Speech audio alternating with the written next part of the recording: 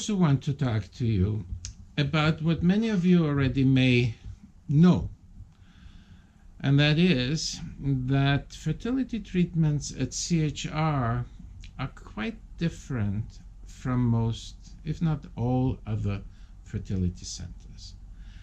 And by different, I really don't mean the term different.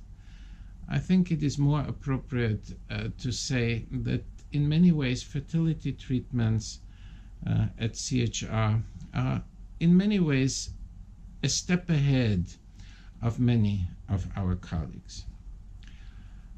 CHR exists for a number of decades. It started in Chicago when I was a chairman of a university department there, and CHR was the original faculty practice.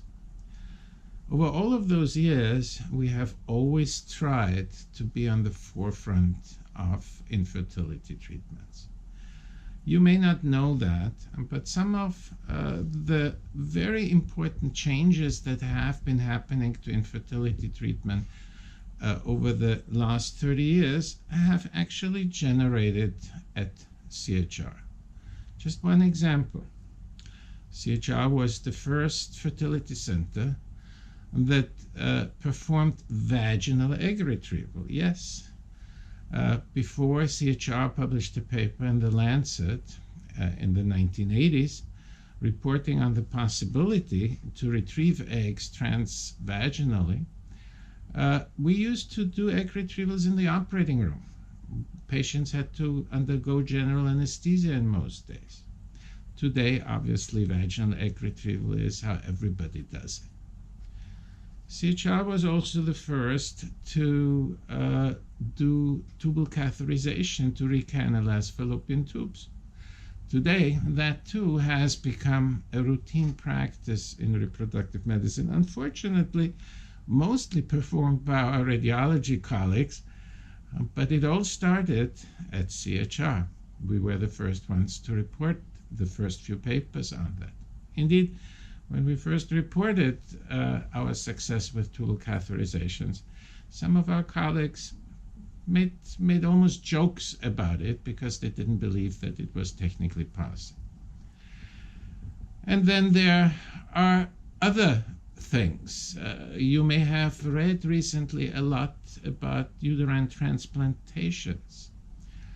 That is a vogue subject. A lot of centers have started trying to learn the technique originally developed in Sweden. But what you may not know is that the first uterine transplantation experiments reported were actually from CHR investigators using rabbits. And our Swedish colleagues, who were the first ones to successfully transplant human uteri, always give us credit for that in their papers.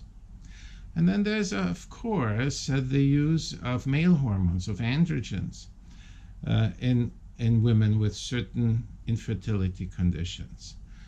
DHEA was really brought into the field of clinical reproductive medicine by CHR, and today a large majority of fertility centers are using androgens in their routine fertility treatments.